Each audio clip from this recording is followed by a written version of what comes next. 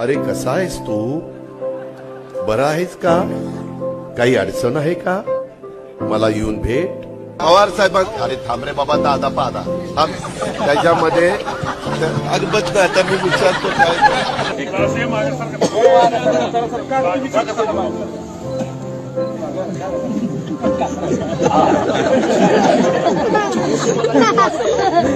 अभी शाम तक रुको, अभी कल शपथ ली है ना. उनका समझ में आएगा.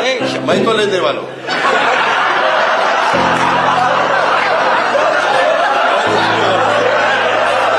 कुठेही विट्टी दांडू खेळायचे, कुठेही भोवरे खेळायचे. आताच्या पोरांना गोट्या माहित नाही. गोट्या माहिती असतील, दुसऱ्या असतील माहिती, परंतु खेळायचं गोट्या माहिती. दिवसा ज्यांच्या बरोबर असाल, रात्री पण त्यांच्याच बरोबर. म्हणजे त्याच्यामुळं अरे थांब रे थांब, एकच मामा आहे म्हणूनच आणलाय निवडून. जरा का बस, जरा मामीचं पण नाव घे. मामी नाराज होती. इतके चांगले व्यक्तिमत्व आहेत, मग त्यांना कधी राष्ट्रवादीत बोलावं असं नाही वाटलं तुम्हाला? नाही वाटलं, कारण ते राष्ट्रवादीत आल्यानंतर माझंच महत्व कमी झालं असतं ना. त्यांना राष्ट्रवादीत होते कसं आणायचं? अरे आम्ही काय तिथं गोट्या खेळायला आलो? मला याच्यावर कमेंट पाहिजे तुमची. गेल्या वेळेस पण आम्ही तिघं होतो, पुढच्यांची थोडी आतला बदल झाली आहे.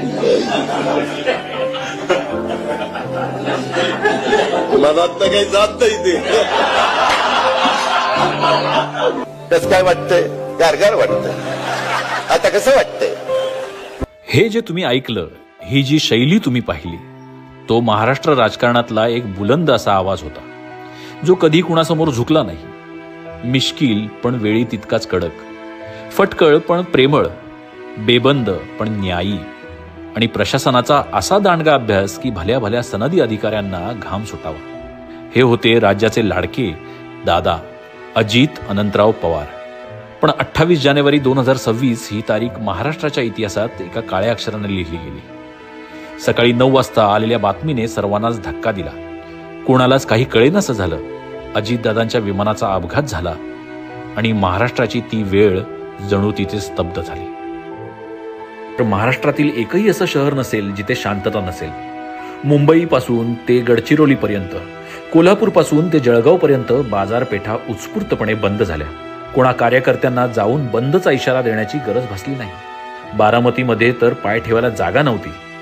लाखो डोळे पाणावले होते. सर्वसामान्य माणूस कोणत्याही पक्षाचा, विचारांचा वा अगदी विरोधी असो, या बातमीने नक्कीच हळहळला. कारण मागील काही वर्षात अजितदादा म्हणजे लोकांचा नेता, अगदी मोकळा ढाकळा, जे आहे ते सरळ सोट. लोकांना त्यांचं हेच कदाचित भावलं होतं. देशाचे गृहमंत्री, अनेक राज्यांचे मुख्यमंत्री आणि राज्यातील ज्येष्ठ नेते काल बारामतीमध्ये दादांच्या अंत्यदर्शनासाठी दाखल झाले.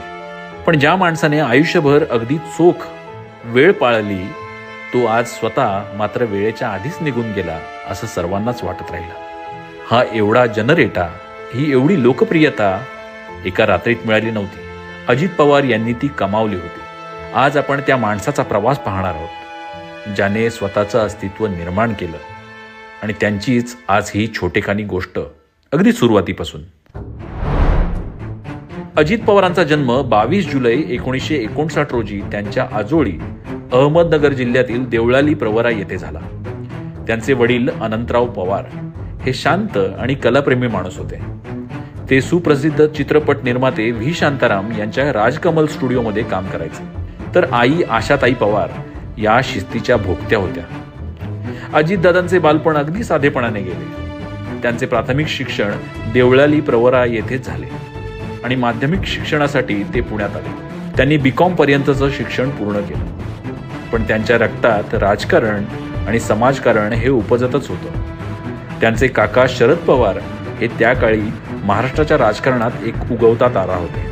1978 मध्ये जेव्हा शरद पवार वयाच्या अवघ्या 38व्या वर्षी मुख्यमंत्री झाले, म्हणजेच पुरोगामी लोकशाही दल हा त्यांचा प्रयोग यशस्वी ठरला आणि शरद पवारांनी वसंतदादा पाटील यांचं सरकार पाडून स्वतः मुख्यमंत्री होणं, ही ऐतिहासिक घटना तरुण अजित पवारांनी जवळून अनुभवली होती. पवारांच्या घरातच राजकारणाचे घडे गिरवले जात होते. सत्तेची समीकरणं कशी जुळवायची, लोकांची नाळ कशी जोडायची, हे सर्वच अजित पवारांनी पुण्याच्या मोदी बागेत आणि बारामतीच्या गोविंद बागेमध्ये प्रत्यक्ष अनुभवलं आणि पाहिलं होतं. अजित पवारांचा राजकारणातला अधिकृत प्रवेश हा 1982 मध्ये झाला. त्यांनी सहकार क्षेत्रातून सुरुवात केली. छत्रपती सहकारी साखर कारखान्याच्या अध्यक्षपदी निवडून आल्यावर त्यांनी दाखवून दिले की त्यांच्याकडे प्रशासकीय कौशल्य किती जबरदस्त आहे. 1991 हे वर्ष त्यांच्या आयुष्यातील मोठे वळण ठरलं. ते पहिल्यांदा खासदार झाले. पण त्याच वेळी काका शरद पवार यांना केंद्रात संरक्षण मंत्रीपद मिळाल्याने त्यांना संसदेत जाण्याची गरज होती. आपल्या काकांसाठी, आपल्या दैवतासाठी अजित पवारांनी अवघ्या काही महिन्यातच खासदारकीचा राजीनामा दिला. हा त्यांचा त्याग, त्यांच्या निष्ठेची पहिली मोठी साक्ष होती. त्यानंतर त्यांनी मागे वळून पाहिलंच नाही. 1991 पासून ते सलग 7 वेळा बारामती विधानसभा मतदारसंघातून निवडून आले. अजित पवार म्हणजे काम करणारा माणूस. त्यांची पहाटे 5 वाजता उठण्याची सवय अख्ख्या महाराष्ट्राला माहीत होती. मंत्रालयात अधिकारी येण्यापूर्वी दादा आपल्या टेबलवर फाईल्स घेऊन बसलेले असायचे. त्यांनी त्यांच्या कारकिर्दीत जलसंपदा, अर्थ, ऊर्जा अशी महत्वाची खाती सांभाळली. त्यांच्या नावावर एक अनोखा विक्रम आहे, महाराष्ट्राचा 6 वेळा उपमुख्यमंत्री होण्याचा. मग ते काँग्रेस राष्ट्रवादीचे सरकार असो, महाविकास आघाडी असो किंवा महायुती, सरकार कुणाचेही असो, राज्याच्या तिजोरीच्या चाव्या म्हणजेच अर्थमंत्रीपद आणि उपमुख्यमंत्रीपद हे अजितदादांकडेच असायचे. ही त्यांची हातोटी आणि ताकद. अजित पवारांची प्रतिमा ही नेहमीच एक निष्ठावान कार्यकर्ता म्हणून राहिली आहे. पण 2019 मध्ये त्यांनी घेतलेला निर्णय जगाला धक्का देणारा होता. देवेंद्र फडणवीस यांच्यासोबत केलेला पहाटेचा शपथविधी, तो निर्णय का घेतला यावर अनेक चर्चा झाल्या.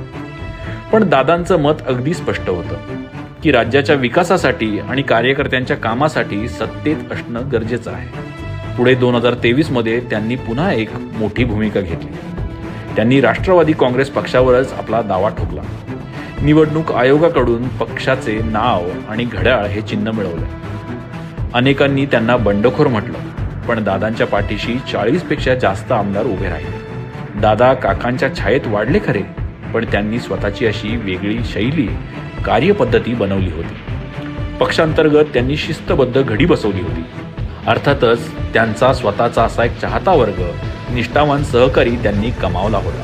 म्हणूनच कदाचित शरद पवारांसारख्या कसलेल्या राजकारणाच्या नाकाखालून त्यांचाच पक्ष, चिन्ह, आमदार घेऊन जाणं त्यांना शक्य झालं. काका शरद पवारांशी असलेलं त्यांचं नातं किती ताणलं गेलं तरी त्यांनी कधीही साहेबांबद्दलचा आदर कमी होऊ दिला नाही.